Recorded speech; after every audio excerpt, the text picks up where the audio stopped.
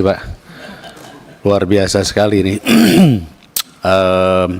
Walaupun tadi tidak disebutkan berapa persennya, tetapi yang jelas PR yang harus diselesaikan itu sebetulnya masih banyak dan bisa sebenarnya untuk melakukannya bisa.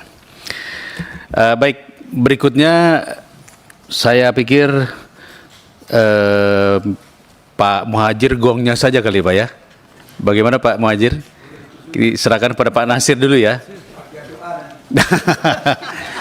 Karena ini di zamannya Pak Nasir itu UKT, BKT dan lain-lain itu ditetapkan di sana. Nah, mungkin ada pandangan-pandangan. Silakan Pak Nasir. Terima kasih. Assalamualaikum warahmatullahi wabarakatuh. Selamat pagi, salam sejahtera untuk kita semuanya. Yang saya hormati dan kami muliakan pimpinan Komisi 10 DPR RI dan seluruh anggota DPR RI Komisi 10, mungkin yang masuk dalam panja. Yang saya hormati para senior ini, Profesor Muhammad Nuh, Prof. Muhadjir, dan hadirin hadirat yang berbahagia. Pertama-tama kami panjatkan puji syukur alhamdulillahirrahmanirrahim, di mana pada siang hari ini saya diundang untuk menjelaskan kaitannya adalah masalah anggaran biaya pendidikan, khususnya adalah di pendidikan tinggi yang dalam hal ini menjadikan gaduh dan ramai di publik. Ini, mohon maaf, gaduh dan ramai. Secara filosofi sudah disampaikan oleh Prof. Nuh tadi, semuanya secara detail. Tetapi saya ingin menjabarkan untuk teknikalnya, mungkin secara teknis yang terkait pada pembiayaan yang ada di pendidikan tinggi, di mana yang sekarang lagi ramai sekali adalah UKT, bahkan menyikapi adanya peraturan menteri yang terkait nomor 2 tahun 2024 yang melejit di publik, mungkin trending topik lah, trending topik, tetapi saya juga memahami dan melihat peraturan itu. Lah, dalam hal ini saya akan melihat di dalam kaitannya undang-undang yang terkait pada pendidikan tinggi, yaitu di mana Undang-Undang Nomor 12 Tahun 2012. Ini yang telah mengamanatkan pada pendidikan tinggi. Kebetulan kementerian pada saat itu adalah kementerian yang membidangi riset, teknologi, dan pendidikan tinggi. Dalam undang-undang tersebut sangat jelas sekali yang disampaikan dalam pasal 2, yaitu pendidikan tinggi berdasarkan Pancasila, Undang-Undang Dasar Negara Republik Indonesia tahun 1945, Negara Kesatuan Republik Indonesia, dan Bhinneka Tunggal Ika ini adalah yang ada di dalam undang-undang itu sendiri. Nah, sekarang kalau kita lihat di dalam undang-undang tersebut, sebenarnya kita punya asas yang sangat penting sekali. Tadi secara rinci secara mutlak sudah disampaikan oleh Pak Nuh tadi. Ini hal yang menjadi sangat penting di pendidikan tinggi. Rasanya yang mungkin terjadi di lapangan ini sangat berbeda, yaitu kaitan pada kebenaran ilmiah, penalaran, kejujuran, keadilan, manfaat, kebijakan, tanggung jawab, kebinekaan, dan keterjangkauan. Yang terakhir inilah yang menjadi problem pada masyarakat yang ada di Indonesia, yaitu keterjangkauan ini yang menyebabkan adanya deviasi yang cukup tinggi antara orang yang mampu kuliah dan orang yang tidak mampu kuliah. Bahkan hampir saya ketemu para rektor di perguruan tinggi negeri, itu banyak orang yang putus kuliah gara-gara masalah tidak mampunya membayar uang kuliah tunggalnya UKT ini. Nggak sedikit, cukup banyak dalam hal ini. Lah, dalam hal ini apa yang harus dilakukan monitoring? Lah, ini dalam nanti kaitannya ini yang mungkin perlu kami rinci nanti di bawahnya. Nah, di dalam hal kaitan fungsi pendidikan, ini yang menjadi sangat penting adalah mengembangkan kemampuan dan membentuk watak serta peradaban bangsa yang bermartabat dalam rangka mencerdaskan kehidupan bangsa. tadi sesuai dengan Undang-Undang Dasar, pembukaan di dalam kaitan Undang-Undang Sisdiknas, ternyata kita punya pikiran yang sama para penyusun undang-undang dan istilahnya kalau kita mimpi bersama bangsa Indonesia. Nah, demikian pula pada pendidikan tinggi, bagaimana untuk bisa mengembangkan sivitas akademika yang inovatif. Tadi oleh Prof. Nus juga ada masalah inovatif itu nanti di N-nya, kalau saya sebut adalah di new paradigm, itu mestinya harus munculkan bagaimana sih pendidikan dampaknya itu nanti ke depan ini harus menjadi sangat penting. Responsif, kreatif, terampil, berdaya saing, dan kooperatif melalui pelaksanaan Tridharma, di mana Tridharma ini adalah menyangkut pendidikan, penelitian, dan pengabdian kepada masyarakat. Mohon izin pada pimpinan, saya sampaikan pengalaman pada periode saya memimpin kementerian, itu ada masalah yang cukup serius, yaitu yang terkait pada Tridharma ini. Kedudukan perguruan tinggi yang dalam hal ini untuk menghasilkan resources yang baik dan menghasilkan penelitian yang baik tidak dibahas secara bersama, tidak utuh, mohon maaf Pak Ketua. Tidak utuhnya apa? Di satu sisi ngurusi pendidikan bersama Komisi 10, urusan riset berada di Komisi 7. Dan notabene yang saya rasakan betul, cara pandang yang sangat berbeda sekali, tidak holistik dalam hal ini, sehingga terjadi cara pikir parsial. Pada saat itu saya langsung melaporkan kepada Bapak Presiden, akhirnya memunculkan yaitu Undang-Undang Sinas Iptek. Saya memang berinisiatif itu, yaitu Sistem Inovasi Nasional, yaitu membuat satu kerangka riset yang baik, yang berbasis pada pendidikan yang kuat, yaitu berada di pendidikan tinggi, menyambungkan antara para researcher, di mana pendidikan tinggi di upstreamnya dan researcher nanti di downstreamnya, sehingga saya buat namanya teknologi readiness level, kesiapan tingkat teknologi mulai dari dasar, terapan sampai inovasi, ini yang menjadi sangat penting sekali. Yang C ini adalah mengembangkan ilmu pengetahuan dan teknologi dengan memperhatikan, menerapkan nilai-nilai humaniora.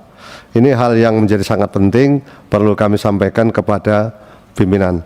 Lah, dalam undang-undang itu berikutnya adalah pada tujuan. Tujuan itu juga mempunyai hal yang penting sekali, yaitu yang terkait pada potensi mahasiswa, berkembangnya potensi mahasiswa agar menjadi manusia yang beriman dan bertakwa kepada Tuhan Yang Maha Esa dan berakhlak mulia. Rasanya yang saya rasakan sekarang terjadi mahasiswa itu apatis. Yang penting lulus dapat ijazah. Tapi dalam hal ini nilai kompetensinya tidak didapatkan dengan baik. Mungkin karena proses pembelajaran yang kurang baik. Pada saat itu ada peraturan pemerintah yang dikeluarkan yang berbasis pada Undang-Undang 12 tahun 2012, yaitu nomor 28 tahun 2012, yaitu namanya namanya KKNI, Pak Nuh ya. Kualifikasi Kompetensi Nasional Indonesia, di mana di dalam KKNI ini harapannya adalah lulusan perguruan tinggi di Indonesia menghasilkan lulusan yang berkompeten. Ternyata tidak cukup di situ, harus diturunkan lebih dasar lagi, mulai lulusan SMP, SMA, atau di dalam hal ini di higher school-nya. Ini harus inline di dalam PP nomor 8 tahun 2012. Dalam hal ini untuk operasionalisasikan dijabarkan kembali ke masing-masing item kompetensi, yaitu dibuatlah satu peraturan yaitu terkait SKKNI atau Standar Kualifikasi Kerja Nasional Indonesia. Yang ini dalam hal ini pendidikan vokasi apa itu harus mengacu pada hal ini. Lah, begitu kita terapkan dengan adanya Merdeka Belajar, rencananya nggak nyambung, mohon maaf, tidak inline. Ini dari PP 28 tahun 2012. Nah, diharapkan itu tujuannya adalah dihasilkannya lulusan yang menguasai cabang ilmu pengetahuan dan atau teknologi untuk memenuhi kepentingan nasional dan meningkatkan daya saing bangsa. Ini menjadi sangat penting. Oleh karena itu mungkin saya akan sambungkan di dalam tuh kerangka pendidikan di Indonesia sebaiknya seperti apa. Mungkin berikutnya. Terus lah ini.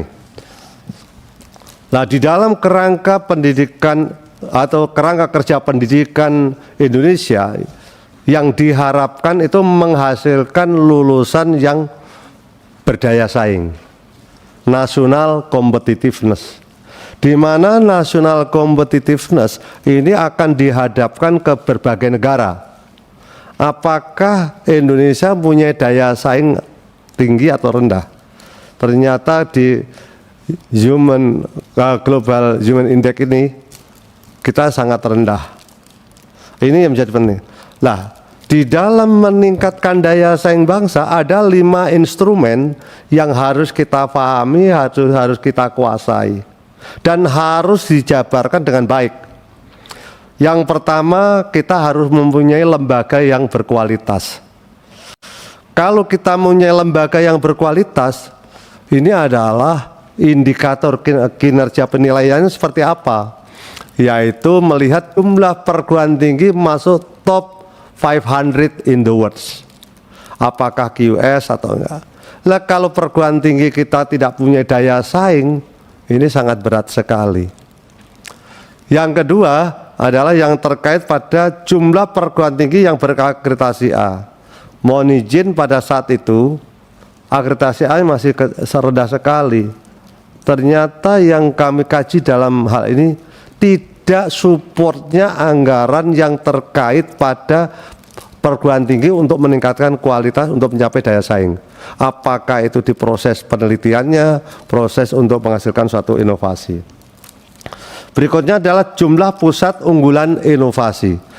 Masing-masing perguruan tinggi dulu saya konsentrasikan harus punya uniqueness. Apa sih perguruan tinggi A itu keunggulannya? Sehingga anggaran tidak seperti menabur garam dalam laut, tetapi kita harus menabur di tempat-tempat mana yang sesuai dengan kebutuhan perguruan tinggi. Sehingga untuk men-challenge semua perguruan tinggi di Indonesia harus disesuaikan kemampuan dan kondisi di perguruan tinggi yang ada di Indonesia itu. Ini yang pertama, yaitu lembaga yang berkualitas. Yang kedua, sumber dayanya yang berkualitas. Jumlah dosen berkualitas itu ya minimal harus S3. Kalau sudah S3 lama, apakah perlu upskilling dan apa itu di reskilling? Ditingkatkan kualitasnya, di upskilling atau tidak. Jumlah SDM Litbang berkualitas master dan doktor ini juga menjadi sangat penting. Yang sangat aneh sekali kalau ada suatu lembaga pendidikan tinggi menghasilkan lulusan tetapi tidak memahami bagaimana tentang riset yang baik. Karena ini basisnya adalah di riset ini.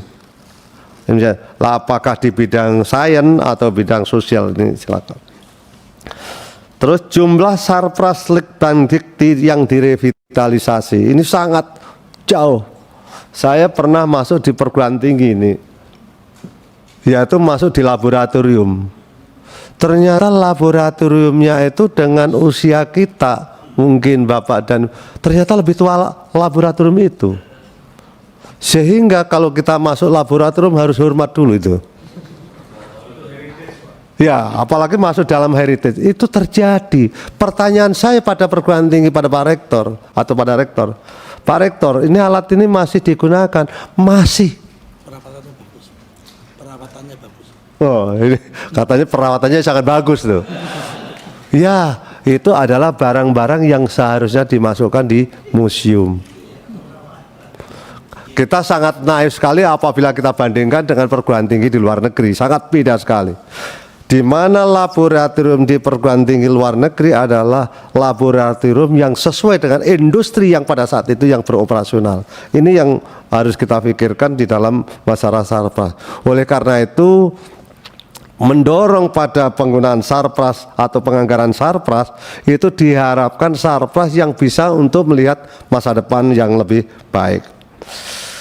Yang berikutnya adalah penelitian dan pengembangan, yaitu kita lihat kalau kita lembaganya baik, sumber daya kualitasnya baik, maka diharapkan menghasilkan penelitian yang baik, yaitu jumlah paten yang didaftarkan, jumlah publikasi internasional. Ini pada saat saya memimpin kementerian pada tahun 2014 akhir, 2015 saya melakukan mapping terhadap riset di Indonesia, di mana riset yang ada di Indonesia apabila kita bandingkan di Asia Tenggara, ternyata sejarah membuktikan Indonesia itu dari 2015 dari tahun 1990 sampai 2015 saya lihat tidak pernah masuk pada ranking 3 besar di Asia Tenggara, selalu di nomor 4. Nomor 1 adalah antara Malaysia dan Singapura bergantian, tapi 10 tahun belakangan adalah di Malaysia, baru Singapura, dan Thailand, baru Indonesia.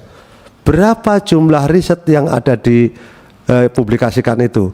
Malaysia pada saat itu sudah di angka 22.000. Singapura di angka 18.000 di Malaysia, Singapura di 16.000 pada tahun 2015 itu. Thailand di angka 10.500, Indonesia 4.500.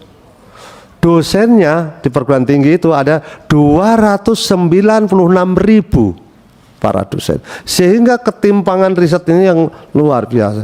Akhirnya saya lakukan satu perubahan dengan SIM penganggaran yang berbeda, dengan cara-cara itu. Tahun 2018 kami diundang di Amerika pada saat itu untuk menjelaskan riset di Indonesia yang publikasinya mengalami growing rate tertinggi di dunia di Teheran, yaitu di Islamic World Science Citation Center-nya juga menyampaikan hal yang sama. Pada tahun 2018 akhir itu risetnya Indonesia berubah menjadi 32.000 Indonesia, Malaysia 28.000, Singapura 24.000, Thailand di angka 16.000. Kita sudah ternyata bisa juga. Tadi kalau Prof. Nul nyampaikan, apa orang Indonesia bodoh-bodoh ya? Ternyata enggak juga, Pak. Buktinya adalah kita mampu men-challenge. Sehingga tahun 2023 saya merasa bangga juga Indonesia itu dilakukan riset oleh Amerika, yaitu di Hawaii. Di mana riset itu menyampaikan begini, dengan adanya desain riset yang baik, Indonesia mengalami growing rate yang luar biasa, yang dalam hal ini perlu dilakukan pemupukan terus-menerus. Continuous improvement harus dilakukan. Ternyata pada saat itu mengalami decline karena terjadi putus dalam pengembangannya. Jadi di dalam penelitian dan pengembangan. Lah, outputnya kita akan menghasilkan inovasi, di mana inovasi ini adalah jumlah produk inovasinya berapa.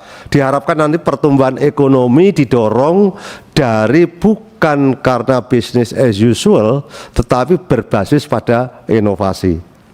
Nah, tenaga terampilnya diharapkan jumlah mahasiswa yang dilatih akan menjadi lebih baik, lebih banyak, dan di dalam kewirausahaan entrepreneurnya menjadi lebih baik.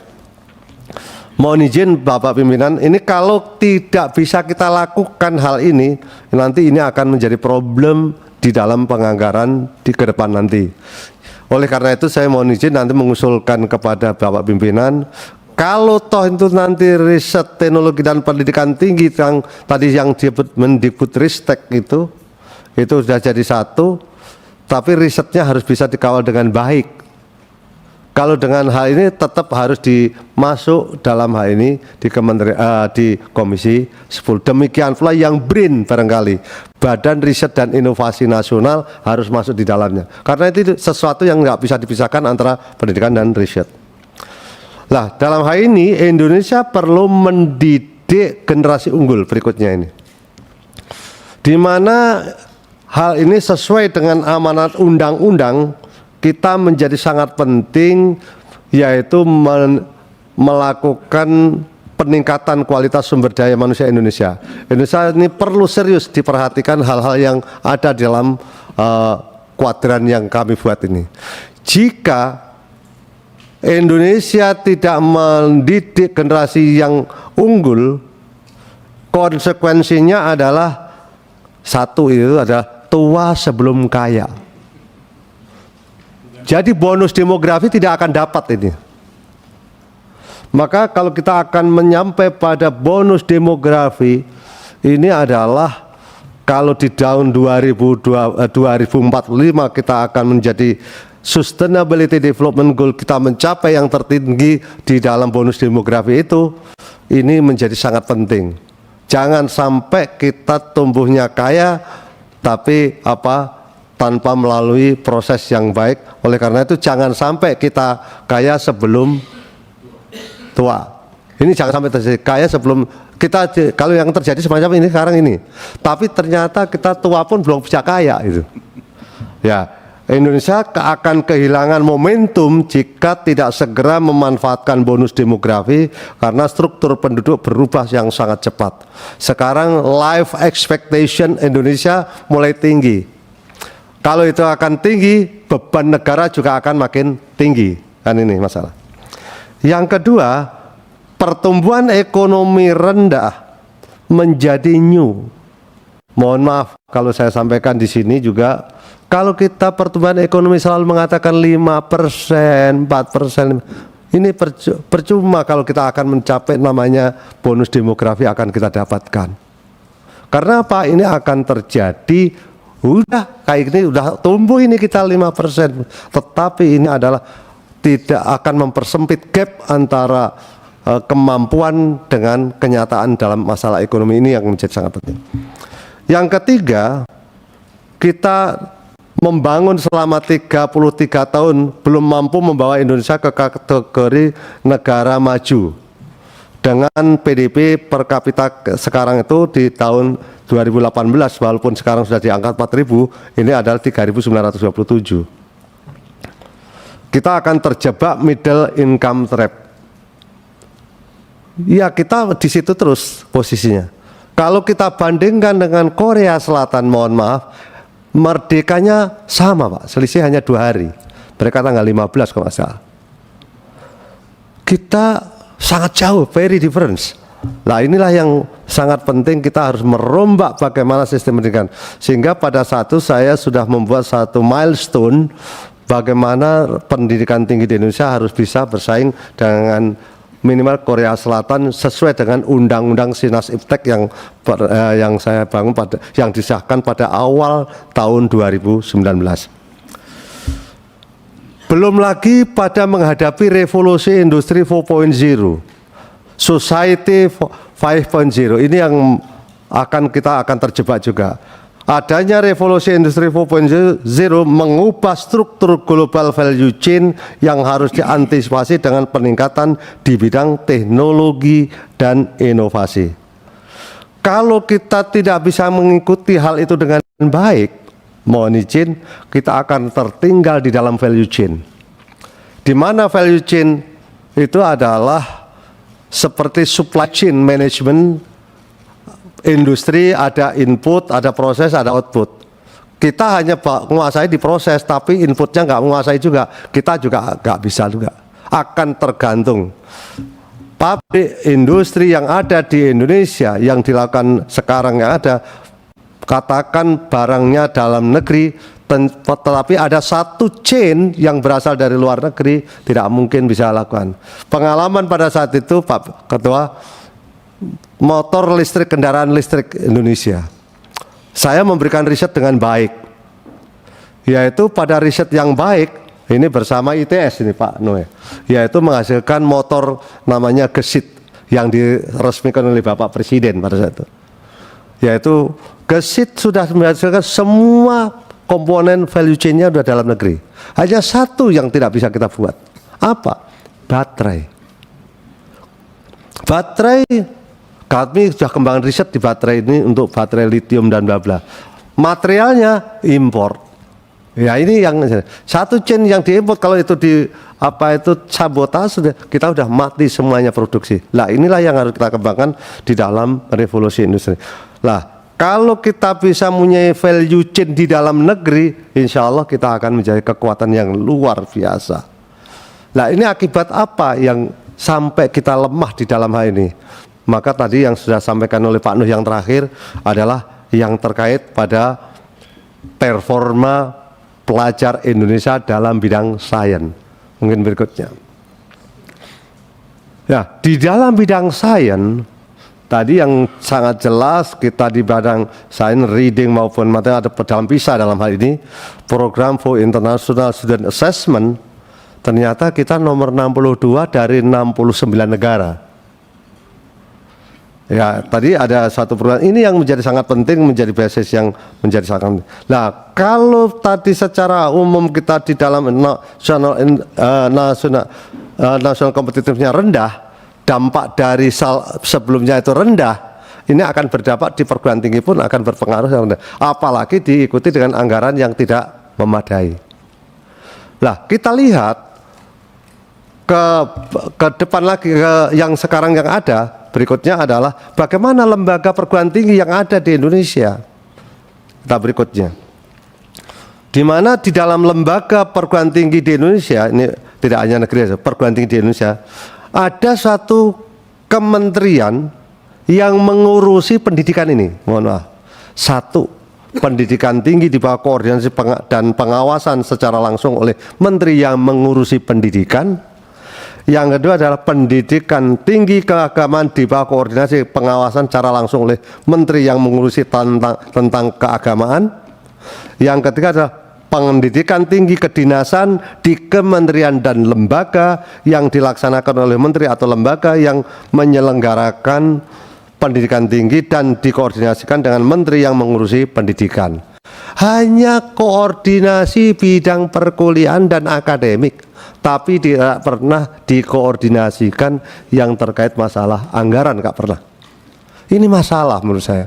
Kalau ini dilakukan, ini mohon maaf, nanti perguruan tinggi ke depan akan UKT terjadi hal ini, tidak kaget, saya udah lama ini kalau tidak diantisipasi dengan baik. Berikutnya, kalau kita lihat di dalam postur anggaran sudah jelas lah, kita tadi yang kita lihat di tahun 2024. Berikutnya, kita sangat jelas angka di pendidikan adalah sebesar 600, yaitu yang cukup besar sekali kalau kita lihat di dalam masalah pendidikan. Maka kita sangat di dalam postur ini kalau kita lihat sangat besar sekali pembiayaan pendidikan kita di tahun 2024. Tahun 2025 sudah nyampe di angka 660 triliun ini. Pertanyaan ini yang harus kita lihat. Nanti bagaimana cara penjabat? Tadi alokasi berdasarkan alokasi. Target capaiannya, mohon maaf kalau saya katakan nggak jelas. Target capaian untuk pendidikan itu apa? Penugasan yang di situ apa itu nggak jelas di kementerian. Kalau itu di kedinasan, itu tugas utamanya sesuai dengan undang-undang itu adalah dia melaksanakan peningkatan kompetensi pada kementerian yang menggunakan sumber daya tersebut. Jadi meningkatkan kompetensi. Ini yang menjadi sangat penting. Lah, kalau ini kita lakukan, maka akan jadi problem nanti bagaimana pembiayaan pendidikan tidak bisa dikontrol dengan baik oleh menteri yang mengurusi pendidikan, demikian pula DPR RI yang mengurusi tentang atau yang mengawasi tentang pendidikan. Nggak akan nyambung nanti, mohon maaf nanti ini. Nah, inilah yang terjadi. Nah, sekarang yang gejolak yang di perguruan tinggi yang muncul adalah yang terkait masalah biaya kuliah tunggal maupun uang kuliah tunggal. Ini berikutnya. Saya mohon izin, pada saat itu saya tahun 2009 ditugasi oleh Prof. Nuh ini, waktu sebagai menteri. Saya waktu itu sebagai wakil rektor, yaitu membuat yang namanya UKT. Gimana sih instrumen UKT? Saya termasuk tim yang menyusun UKT itu. Nah, kalau ada bicara tentang UKT, mungkin saya termasuk yang pakarnya lah ini yang ditugasi dalam hal itu. Di mana di dalam kaitan UKT ini adalah biaya kuliah total itu terjadi sejarahnya begini. Perguruan tinggi itu menarik iuran dari mahasiswa berbagai macam tarikan. Pertama, yaitu yang dikenal namanya SPP dulu. SPP yang ditawarkan. Yang kedua ada namanya PRKP, praktikum dan kuliah kerja. Yang ketiga yaitu SPI, sumbangan pengembangan institusi, itu kelembagaan. Yang keempat, sumbangan-sumbangan lainnya yang terkait dengan KKN dan bla bla dan semuanya. Variatif sekali sehingga perguruan tinggi membebankan terlalu tinggi dan kadang ada yang sangat tinggi. Akhirnya oleh Pak Menteri pada saat Pak Nuh dilakukan bagaimana untuk disamakan dengan baik dengan menghitung unit cost. Unit cost dihitung per program studi, sehingga pada saat itu dihitung unit cost-nya adalah yang kita kenal adalah biaya kuliah tunggal ini. Di mana biaya kuliah tunggal adalah sistem pembayaran yang dia terapkan oleh beberapa institusi pendidikan tinggi, di mana mahasiswa membayar jumlah biaya yang sama setiap semester atau setiap tahun akademik, terlepas dari kondisi keuangan individu atau keluarganya. Jadi total cost unit, semua komponen biaya ini harus kita masukkan. Kami ambil contoh pada saat itu biayanya adalah untuk unit cost di program saya adalah bidang accounting, itu adalah sekitar 18 juta kalau nggak salah per semester per mahasiswa. 18 juta. Lah, sementara negara tidak mungkin mampu membayar mahasiswa membayar sebesar 18 juta per semester pada saat itu. Akhirnya muncullah yang namanya uang kuliah tunggal, di mana sistem pembayaran biaya kuliah yang didasarkan pada kemampuan ekonomi calon mahasiswa atau keluarganya dilihat masyarakat itu mampunya berapa. Kalau mampunya itu 3 juta, berarti negara menutup sebesar 15 juta. Berupa apa? Berupa biaya operasional perguruan tinggi negeri BOPTN. Sehingga total BOPTN ini didasarkan pada selisih antara UKT yang dibayar oleh mahasiswa atau masyarakat dengan biaya yang tidak bisa dipenuhi oleh masyarakat, yaitu di dalam hal ini BKT itu. Lah, karena hal ini menjadi penting yang harus kita perhatikan, ternyata UKT masing-masing perguruan tinggi program studi itu beda-beda. Ada yang UKT-nya hanya 2 juta. Ada yang UKT-nya 1,5 juta. Ada yang UKT-nya 10 juta perguruan tinggi negeri ini. Ada yang 7 juta, 5 juta. Jadi sesuai hal ini learning outcome yang dicapai masing-masing perguruan tinggi berbeda. Saya sering membuat satu ilustrasi dalam hal ini. Kalau kami akan meminum kopi, menghasilkan rasa kopinya itu, ada kopi kalau di warung kopi biasa mungkin harganya bisa 3.000, 5.000. Tetapi kalau saya minum kopinya seperti di Starbucks, Coffee Bean atau apa, bisa 30, 40 dan seterusnya. Artinya beda. Demikian pula di pendidikan tinggi sama, menghasilkan lulus sarjananya, tetapi learning outcome-nya yang berbeda-beda. Ini menyebabkan biaya yang akan dikeluarkan akan berbeda. Berikutnya mungkin. Dalam hal ini adalah kami ambil contoh ini. Kami pada saat itu bekerja sama dengan KPK tahun 2017. Sebenarnya gimana sih biaya-biaya di kementerian lain itu? Beliau lakukan penelitian ini. Ternyata alokasi anggaran PT di Kemendikbudristek hanya 7 triliun untuk perguruan tingginya. Sementara alokasi anggaran PT di kementerian dan lembaga sebesar 32 triliun. Mengejutkan juga ya kita lihat. Nah, kalau perguruan tinggi negeri UKT tertinggi itu adalah di Fakultas Kedokteran, yaitu Fakultas Kedokteran ini yang paling tertinggi. Rata-rata di perguruan tinggi kedokteran itu dia di atas 18 di bawah 25 juta UKT-nya. Kalau kita hitung di BKT-nya ya sekitar 40-an juta. Sekarang kita lihat pembanding berikutnya mungkin. Ini kalau kita lihat BKT tadi, kalau dilihat di Asia Tenggara atau kita lihat di NTU itu 759 juta per tahun. Berarti per semester 375 juta. Kalau di Malaysia, di Malaya itu 448 juta. Di Eropa ini saya di Belanda, begini kan itu 245 juta. Ternyata Indonesia sangat rendah semua. Karena ya kemampuan dan semuanya yang tidak memungkinkan, laboratorium yang ini sangat berbeda sekali.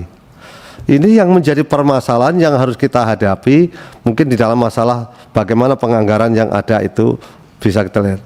Nah, ini tadi BKT yang kalau kita lihat di dalam hal ini alokasi di kementerian nanti berapa. Sekarang kita lihat berapa sih perbedaan uang kuliah yang ada di Indonesia di antara kementerian lembaga. Coba berikutnya. Ini kalau kita lihat di Kementerian Perhubungan dengan jumlah mahasiswa 964 ya.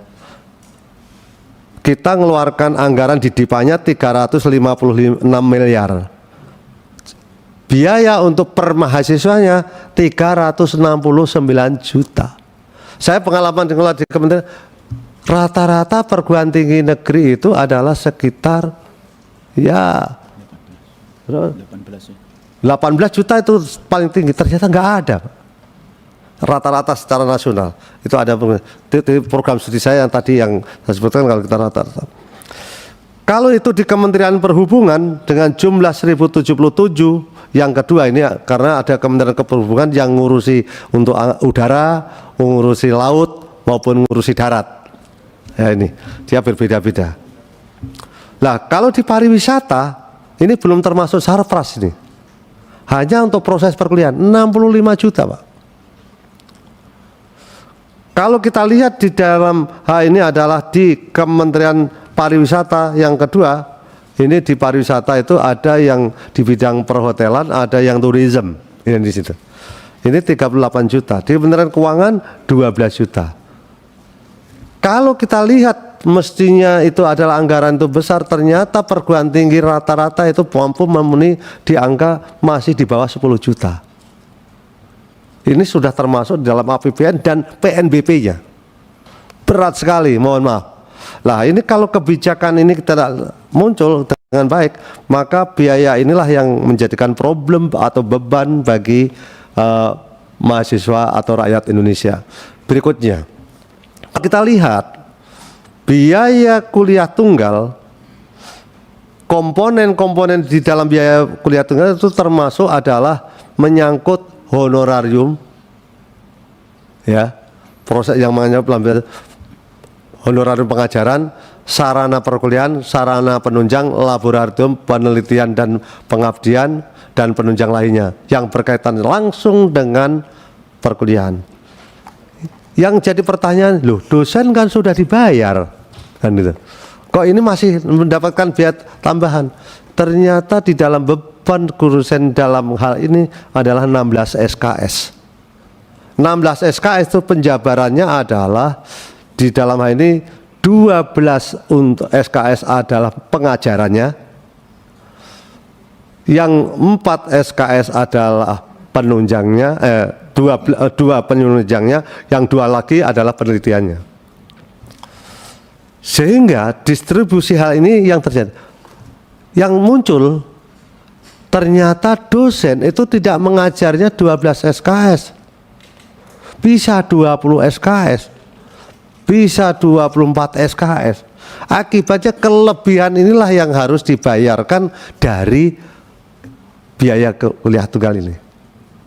Tadi kalau kita diskusi di luar, tadi ada perguruan tinggi yang nerimanya ternyata dilepas begitu, nggak dikontrol, bisa agak lipat 3 kali dari biasanya gitu. Ini menurut saya akan membebani negara dalam ini. Demikian pula gedung perkuliahan, di mana gedung perkuliahan itu adalah merupakan komponen biaya penunjang atau yang terkait tidak langsung dalam proses perkuliahan. Saya dulu pernah mengeluarkan kebijakan ini Pak Ketua, ruang kuliah itu digunakan bersama. Apakah itu di Fakultas Sainteknya, Fakultas Sosial, tapi administrasinya yang sendiri-sendiri. Tapi enggak sekarang, Fakultas A punya gedung sendiri, kuliah sendiri, Fakultas B. Ternyata kalau pagi itu peak season luar biasa. Tapi setelah jam 1 kosong semua. Ini yang menurut saya tidak terjadi idle capacity. Mestinya diatur jam 7 pagi handai perkuliahan sampai jam 21 malam lah. Ini kalau didistribusi dengan baik, kita tidak perlu infrastruktur yang begitu besar. Tetapi laboratorium inilah yang harus kita bangun dengan lebih baik. Ini harus kita garap ke sana. Nah, di dalam uang kuliah tunggal, yaitu sistem yang dalam hal ini yang menjadi sangat penting adalah tanggung jawab di dalam hal ini APBN, itu adalah selisih antara BKT dan UKT. Inilah yang disebut nanti BUPTN menjadi sangat penting. Mohon maaf tadi BUPTN-nya lambat laun turun terus. Ini belum lagi nanti Pak Ketua ini diprotes oleh para rektor. Ini saya dapat BUPTN kok lebih kecil daripada perguruan tinggi ini, sementara ini lebih besar. Sejarahnya begitu yang terjadi. Tidak bisa dipukul sama rata antar perguruan tinggi satu dengan perguruan tinggi lain, di mana learning outcome-nya berbeda. Kecuali kalau learning outcome-nya sama, baru itu bisa disebut sama. Tetapi ini kalau disamakan itu tidak adil lagi, menurut saya harus sesuai dengan learning outcome yang akan dicapai. Nah, oleh karena itu kalau kita simpulkan ini adalah belum sinkronnya antara kebijakan dan realisasi anggaran pendidikan antar tingkatan kependidikan. Dalam hal ini tadi yang dialokasikan untuk pendidikan tinggi sangat rendah, yang dialokasikan ke daerah itu yang sangat tinggi juga. Saya pernah tanyakan ke Bu Menteri, Pak Menko. Saya tanya ke Bu Menteri, itu anggaran yang dialokasikan ke daerah bagaimana? Pernah diaudit enggak? Kita nggak bisa ngaudit. Loh, kok nggak bisa? Ternyata itu sudah menjadi gelondongan sisa. Mungkin sangat terjadi biaya alokasi anggaran pendidikan yang disampaikan ke daerah itu digunakan bukan untuk pendidikan. Mungkin kalau itu 10% lah, mungkin hanya 3%, atau kalau 100%-nya lah, mungkin hanya 40%-nya maksimal bisa digunakan untuk pendidikan. 60% bisa digunakan yang lainnya, karena nggak ada report yang jelas ini.